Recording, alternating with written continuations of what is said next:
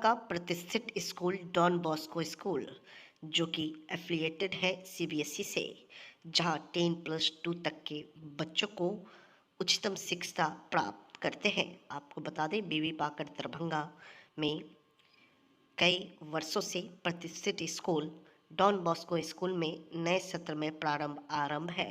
अपने बच्चों के भविष्य को करें उज्जवल, स्मार्ट बनाएं और बेहतर बनाएं। दरभंगा का प्रतिष्ठित स्कूल डॉन बॉस्को स्कूल, जो कि आपके बच्चों के फ्यूचर को बनाता है।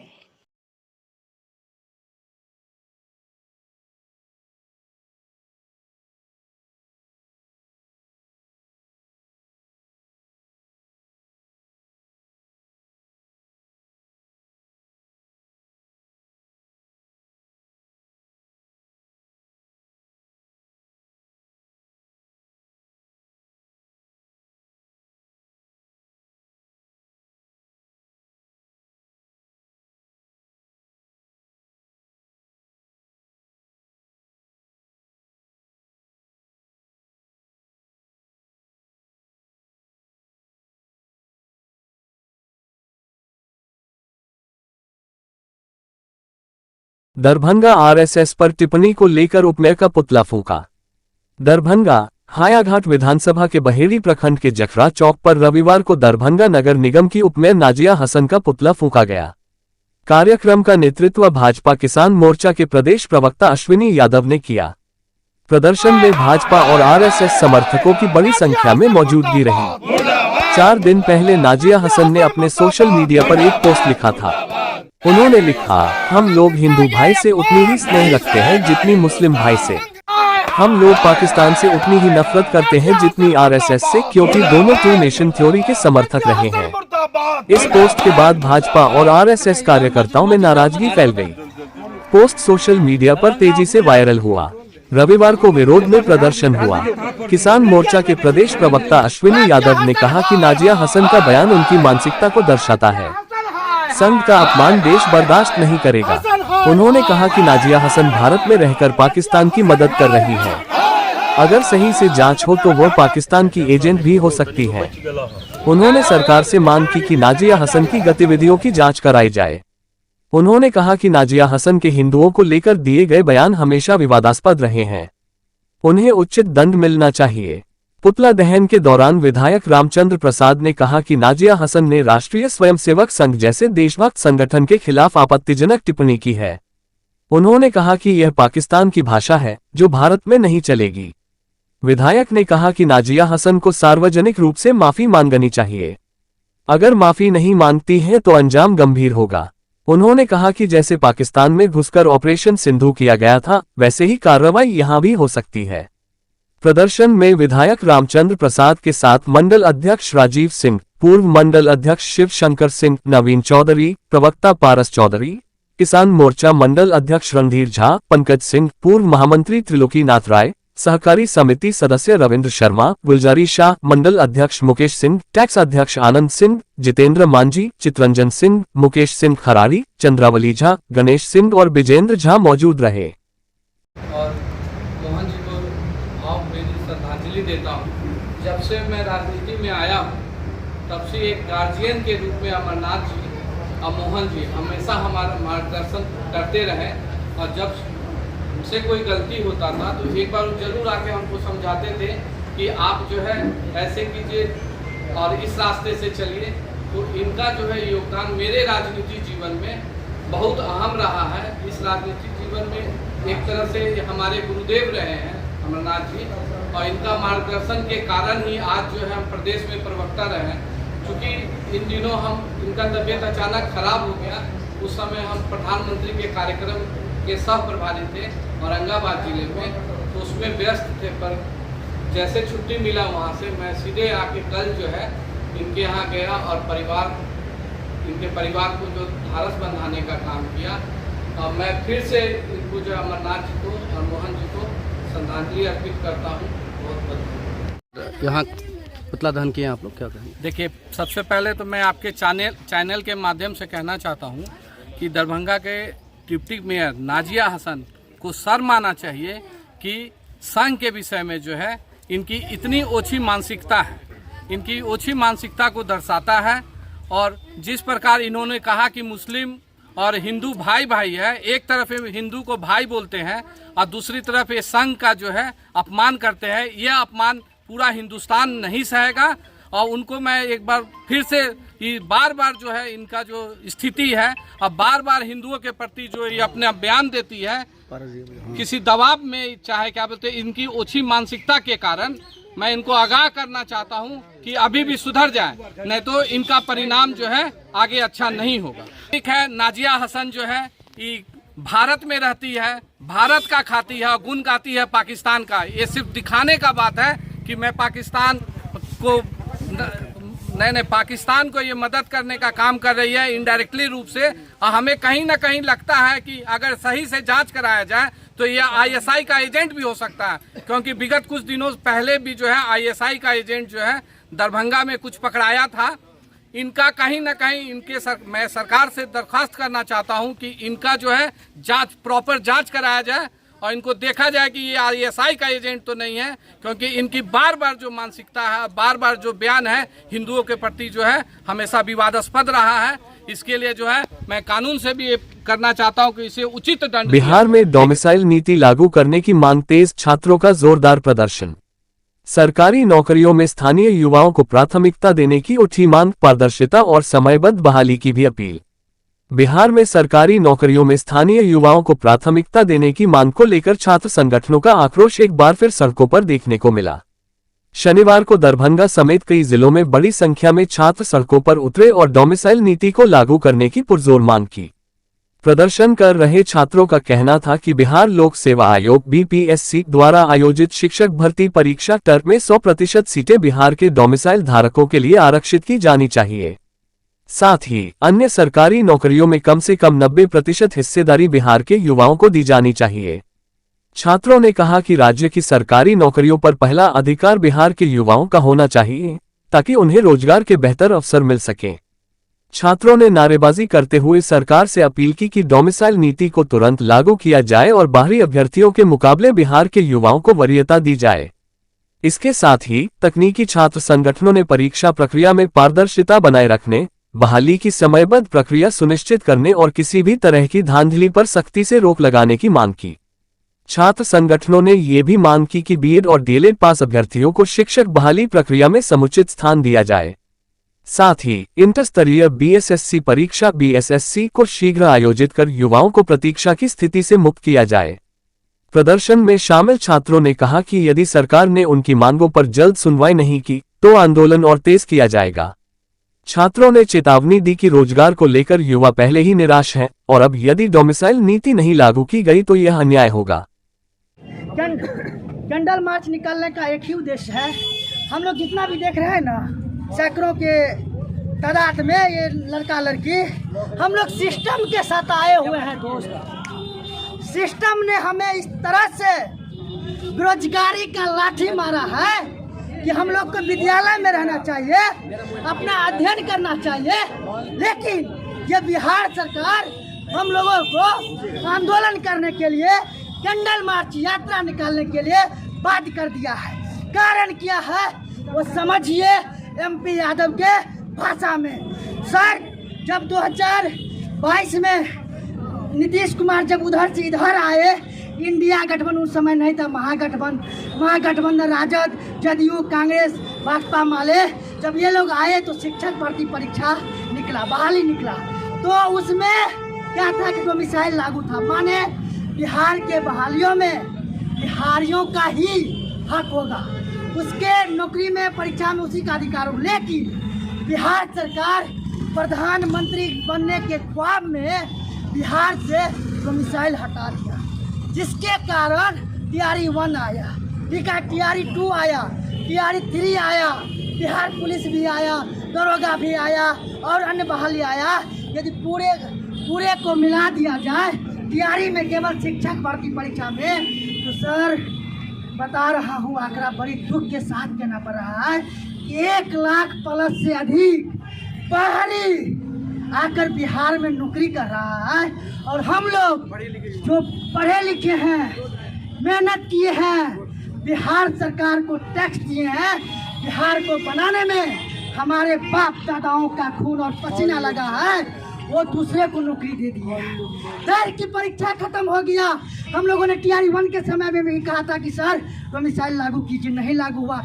1 लाख प्लस बाहरी का नौकरी हो गया और लाखों संख्या में बिहार के नौजवान छात्र जो पढ़ते हैं वो सड़क पर आ गए।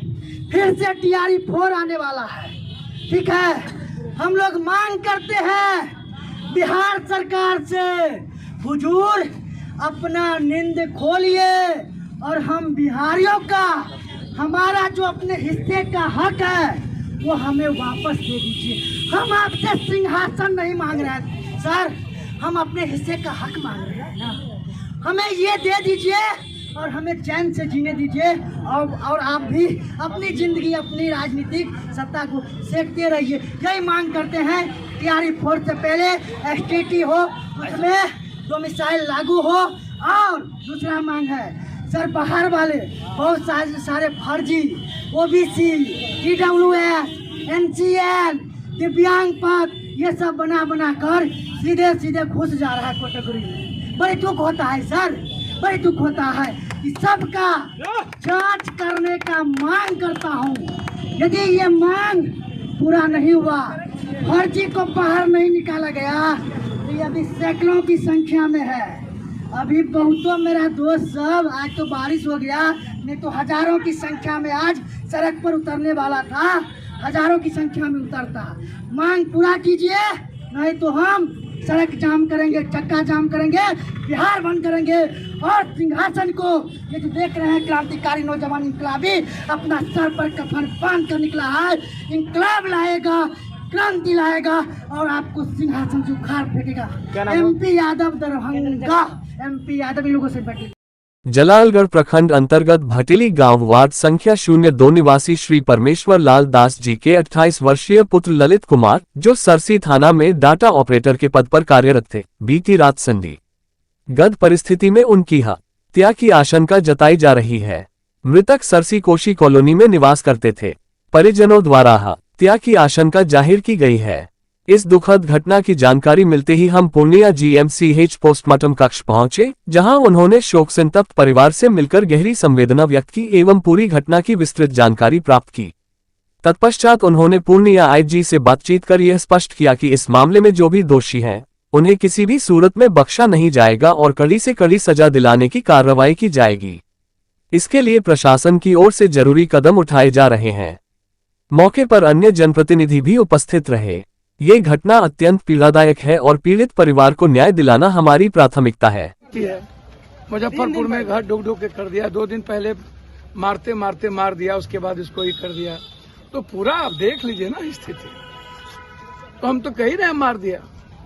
पूरा पुलिस का आतंक है, सरकार का कोई मतलब नहीं है, निरंकुश है। नीतीश कुमार जी मानसिक रूप से डिरेल्ड हो चुके हैं। और लोगों से पूछिए ना, पूरा ऊपर से नीचा कॉमन आदमी। आप बताइए, इस बच्चे को जो नौकरी करता है और इस तरह से आतंक, मतलब तो आतंकवादी से पहले हम बार बार कहते हैं कि हम तो कल बेगूसराय में, परसों कहीं लखीसराय, डेली अपराधी मार रहा है, पुलिस मार रहा है। तो अपराधी पुलिस में अंतर क्या है? दोनों गुंडा हो चुका है, एक महागुंडा एक गुंडा। भैया ये महारावण राज है, महारावण। रावण राज नहीं है, जंगल राज, ये महारावण। किसी को बकसता ही नहीं, कब किसका बेटा कहाँ मर जाए, कहाँ हर जाए, कहना मुश्किल। मदारपुर भगवती मंदिर में मिट्टी के बने पिंड को क्षतिग्रस्त किए जाने के संबंध में अद्यतन दिनांक 1:06:25 को 4 बजे पूर्वाह्न में एक नाबालिग लड़का जो दिमागी रूप से अस्वस्थ है, जिसके द्वारा मंदिर में प्रवेश कर मिट्टी के बने पिंड को क्षतिग्रस्त करने दिया गया। घटना की सूचना थानाध्यक्ष लहेरियासराय को 11:15 बजे पूर्वाह्न में प्राप्त हुई। सूचना पाकर तत्क्षण आवश्यक कार्रवाई करते हुए अनुमंडल पुलिस पदाधिकारी सदर, थानाध्यक्ष लहेरियासराय एवं आसपास के सभी थाना घटनास्थल पर पहुंचे। C0 C0 T0V का अवलोकन करने पर स्पष्ट हुआ कि नाबालिग लड़का के द्वारा मिट्टी के बने पिंड को क्षतिग्रस्त कर दिया गया है एवं इनके परिजन द्वारा बताया गया कि उक्त बालक का 2-3 साल से पटना में इलाज चल रहा है, जो कि दिमागी रूप से अस्वस्थ है। इलाज से संबंधित साक्ष्य भी प्रस्तुत किया गया। निगरानी रखी जा रही है। विधिक व्यवस्था की स्थिति सामान्य है। देखिए, लगभग 20 मिनट पहले आपने जैसा बताया था कि हर पहलू पर जांच हो रही है, सीसीटीवी देखा जा रहा है। हर गली में हर एंगल से टीम्स गठित करते हुए सीसीटीवी को देखा गया और लोगों से पूछताछ करते हुए इस जगह पर हम लोग पहुंचे हैं जहां एक लड़का है जो विक्षिप्त है। उसके जो मेडिकल डॉक्यूमेंट्स हैं, पेपर्स हैं, उसका भी अवलोकन किया गया। कल शाम भी वो पटना में इलाजरत था, कोई इंजेक्शन पड़ा है उसे, उस प्रेस्क्रिप्शन को भी हम लोगों के पास है, उसे देखा गया। उनके पिताजी से, उनके माताजी से पूछताछ की गई। फर्स्ट फ्लोर से रात में लगभग 2:30 बजे वो कूद गया। इसकी पुष्टि उसके घर के बगल में जो कुछ छात्र रहते हैं उन्होंने भी की। थोड़ा शोर शराबा भी हुआ। उसके बाद पेरेंट्स दौड़ाते हुए मंदिर तक गए। वो दौड़ता हुआ आगे गया, पेरेंट्स पीछे गए। मंदिर लगभग यहाँ से 700-800 मीटर की दूरी पर है, जो अभी अंडर क्वेश्चन है। और दौड़ाते हुए वहाँ पहुँचे हैं। तब तक वो मंदिर में घुस के, जो जिसका प्रांगण खुला, गेट खुला रहता है, लॉक नहीं रहता है रात में भी, तो वहाँ अंदर जाकर उसने शिलाभूमि को भी खंडित किया। मानसिक विक्षिप्तता की स्थिति में उसका इलाज चल रहा है 3 साल से। पेरेंट्स के द्वारा ज़बरदस्ती इधर पकड़ के उसे वापस लाया गया। फर्स्ट फ्लोर से कूदने के क्रम में उसे चोटें भी आई है। सर में हल्की चोट है, पैर में चोट है, पैर हल्का कटा हुआ है। ब्लड वगैरह की बात हो रही थी मंदिर में, संभवतः वही होगा। इसके अलावा भी वो घर ही निद्रा में है अपनी दवाइयों के साथ। पिताजी से और पूछताछ की जा रही है। किस तरह की कार्रवाई करेगी प्रशासन? देखिए, एक अनसाउंड माइंड का है, उम्र उसकी 17 वर्ष है। इसके अंतर्गत जो भी वैधानिक प्रावधान बनते हैं वो की जाएगी। अनसाउंड माइंड का है तो दंडात्मक बनता है। परिवार के लोगों जानकारी यही मिला है कि 3 सालों से उसका इलाज चल रहा है, उसकी मानसिक अस्वस्थता का, मेंटली अनसाउंड है, उसका इलाज चल रहा है। सारे डॉक्यूमेंट्स हैं, पेपर्स हैं, अभी भी दवाई के प्रभाव में सोया हुआ है। सर, मंदिर में जैसे विखंडन उसके पिताजी उसको लेके आए, कम से कम प्रशासन या समाज को बताना चाहिए था। वो पश्चाताप में है, खुद परेशान है, बीमारी का इलाज करवा रहे हैं। रात में 2 बजे लगभग पटना से 1 बजे लौटे थे। ये उनकी गलती हुई है, उन्हें बताना चाहिए था। काफ़ी बवाल इस कारण हो रहा है। की बात क्या अपील करना चाहेंगे समाज से? समाज से अपील करना चाहेंगे, ये ना तो मिसचिफ था, ना इंटेंशनल था। एक अनसाउंड माइंड के बच्चे के द्वारा, जो जुवेनाइल है उसके द्वारा ये कांड गलती से हुआ है। उसी पर्सपेक्टिव से इसे देखा जाना चाहिए। गाड़ी घटी है, मंदिर में तोड़फोड़ हुआ है। कौन थे, क्या हुआ है, थोड़ी बोलो। कौन थे, क्या हुआ है, क्या कहना चाहेंगे? पुलिस आपकी दरवाजे पहुंची है। सर क्या कहेंगे, बोले उसका तबीयत खराब है सर, मानसिक रूप से ग्रसित है सर। मेरा पुत्र है सर, वो छत पर से फंस गया, वो भागा घर से। क्या, कब से वो बीमार है और क्या कब से? 3 साल से दवाई चल रही है। क्या बीमारी है? मानसिक रोग से ग्रसित है। किस तरह से वो घटना, आप लोगों को कैसे जानकारी मिली कि वो मंदिर में घटना को? वो सर ऊपर से फाना था, हम लोग उसके पीछे सर। कितने बजे वो कूदा ऊपर से? 2:30 के बीच में। आप लोग मंदिर तक गए थे? जी सर। फिर क्या हुआ? आप कूदने के बाद आप क्या कैसे क्या हुआ? वो जो कैसे घर तक लाया? उसको पकड़ टांग कर लाए नहीं करता था सर। क्या नहीं आता था? उसको आता ही नहीं था, जितना पकड़ कर किसी तरह हम लोग को संभाल नहीं करता। मंदिर में जब गए तो आप तो क्या देखी, स्थिति क्या हुआ? वो जो था मंदिर में जो था पीढ़ी उड़ी को तो अथी सब जमा कर दिया और कर रहा था हमको काली दुर्गा आ गया है, भागी हमारे पास। इस बात बताइए, तब पुलिस प्रशासन परेशान रहा, आपका बेटा ने वहाँ उपद्रव किया, तो आपने क्यों नहीं समाज के लोगों को बोला? ये बस सर जानकारी नहीं था पुलिस प्रशासन के बारे में। क्या नाम है आपकी लड़की का? गुरु प्रसाद। क्या नाम है? गुरु प्रसाद। आपका? संजय कुमार। कहाँ इलाज चल रहा है 3 साल से? पटना से। आप क्या करना चाहेंगे जिस तरह की घटना को अंजाम दिया गया है? अब आप क्या गुहार लगा? सर हमसे जो गलती हुई इसके लिए सर क्षमा मांगते हैं सर। हम 2 लोग अपने हैं, हमारे यहाँ जो है सत्संग मंदिर है सर, उसका हम अपने खुद पुजारी हैं हमारे अपने गांव में, और हम क्या कहेंगे सर, मेरा लड़का गलती कर दिया सर, इसके लिए माफ़ी मांगते हैं सर, क्या कहेंगे। मरणोपरांत माधव दारुका के नेत्रदान पर दधीची देहदान समिति ने जताया आभार। मानवीय मूल्यों की मिसाल कायम करते हुए स्व माधव दारुका के सड़क दुर्घटना में दुखद निधन होने के उपरांत नेत्रदान के निर्णय पर दधीची देहदान समिति बिहार ने उनके परिवार का आभार व्यक्त किया है। आज उनके आवास पर पगड़ी की रस्म के दौरान प्रशस्ति पत्र प्रदान किया गया। परिजनों को सम्मानित करते हुए बिहार प्रादेशिक मारवाड़ी सम्मेलन दरभंगा शाखा के अध्यक्ष डॉक्टर अशोक पोद्दार ने कहा कि विपदा के पहाड़ टूटने के बाद भी परिवार के लोगों ने धैर्य, साहस एवं दानवीरता का परिचय दिया तथा इस नेत्रदान के द्वारा समाज को एक नई प्रेरणा दी। दारुका आवास सहित पूरे मोहल्ले में शोक की लहर थी। स्थानीय निवासी भी बड़ी संख्या में श्रद्धांजलि देने पहुंचे थे। मनमोहन सरावगी ने इस अवसर पर कहा, दारुका परिवार का ये निर्णय समाज के लिए एक आदर्श प्रस्तुत करता है। नेत्रदान जैसे कार्यों से हम मृत्यु के उपरांत भी कई लोगों के जीवन में रोशनी बन चमक सकते हैं। मिथिला की यह धरती जो संतों और त्याग की भूमि रही है, आज फिर एक नई प्रेरणा का केंद्र बन गई है। उन्होंने जानकारी दी कि नेत्रदान में दोनों आंखों की कोर्निया स्थानीय DMCH के नेत्र बैंक को सौंपे गए हैं, जिससे 2 जरूरतमंद मरीजों को नई रोशनी मिल चुकी है। राजेश बोहरा ने कहा कि ऐसे समय में जब परिवार गहरे शोक में होता है, उस क्षण में नेत्रदान का निर्णय लेना अत्यंत मानवीय और प्रेरणादायक है। पिता श्री प्रमोद दारुका, माता श्रीमती सरोज दारुका और धर्मपत्नी श्रीमती आरती दारुका ने जो उदाहरण प्रस्तुत किया है, वह समाज के लिए एक मार्गदर्शक है। कुमार आदर्श ने कहा कि माधव दारुका अब केवल स्मृतियों में ही नहीं, 2 नेत्रहीनों की दृष्टि में भी जीवित रहेंगे। रुक्मानंद अग्रवाल ने आम लोगों से मानवता की सेवा में अंगदान या नेत्रदान करने के लिए आगे आने का आह्वान किया। समिति के प्रयासों एवं जागरूकता अभियान से दरभंगा जिले का ये 24वां नेत्रदान था। इस कार्यक्रम में दधीची देहदान समिति दरभंगा से आनंद महंसरिया, संजय कुमार, शिवम कुमार सिंह, डॉक्टर बलजीत खेड़ा, सुशील कानोडिया, रतन चौधरी, बसंत बैरोलिया, धीरज कानोडिया, निखिल टिब्रेवाल, मनोज बैरोलिया समेत समाज के गणमान्य व्यक्ति उपस्थित थे। महिला संवाद, महिला सशक्तिकरण की दिशा में दरभंगा से एक जनांदोलन की शुरुआत। बिहार सरकार द्वारा संचालित महिला संवाद कार्यक्रम दरभंगा जिले में महिला सशक्तिकरण की दिशा में एक प्रभावशाली एवं जनसरोकार से जुड़ी पहल के रूप में तेजी से उभरकर सामने आया है। तारांकन, ये कार्यक्रम न केवल महिलाओं को उनके अधिकारों और सरकारी योजनाओं की जानकारी प्रदान कर रहा है, बल्कि उन्हें सामाजिक सहभागिता और नेतृत्व में भी सक्रिय भूमिका निभाने का अवसर दे रहा है। तारांकन, रविवार जैसे अवकाश के दिन भी जिले भर से हजारों महिलाओं एवं पुरुषों की सक्रिय भागीदारी ने इस कार्यक्रम को एक जनांदोलन का रूप दे दिया है। महिलाएं अब पंचायत एवं गांव स्तर की समस्याओं के साथ साथ अपनी आकांक्षाओं को भी खुलकर सामने रख रही हैं।